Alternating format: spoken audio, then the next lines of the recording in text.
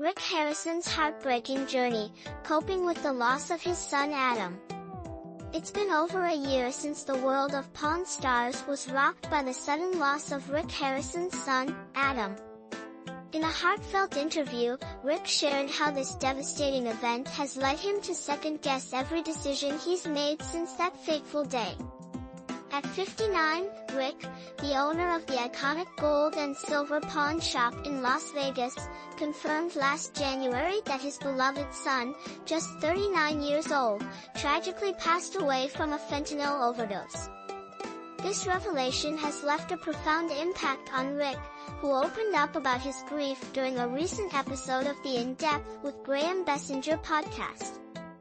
In a touching moment, Graham mentioned Adam during a conversation with Tracy Whitaker, Rick's ex-wife and the CEO of Rick Harrison Productions.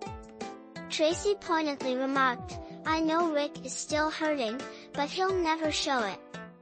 Rick candidly admitted, "I think about him every day. In his 20s, he struggled with drug issues. I put him in rehab so many times, and while he would do well initially, he always seemed to fall back into old habits." With tears in his eyes, he recounted the heartbreaking reality of Adam's struggle. You'll hear the same story from countless parents.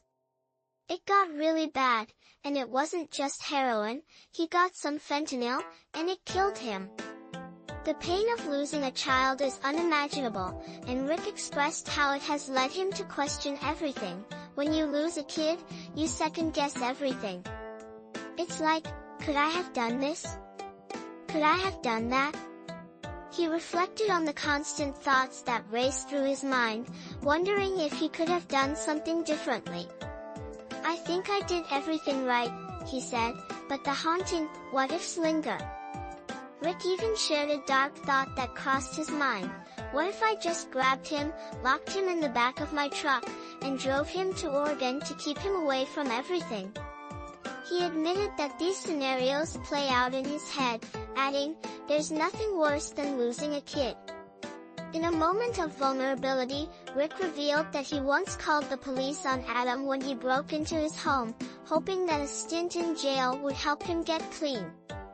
"I thought maybe if we put him in jail for 2 months, it would clean him out, but he just went straight back to it," he confessed.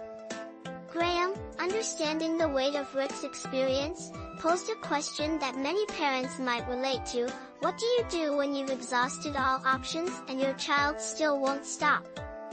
Rick responded with a heavy heart, "You try to give them tough love, but you never see the overdose coming.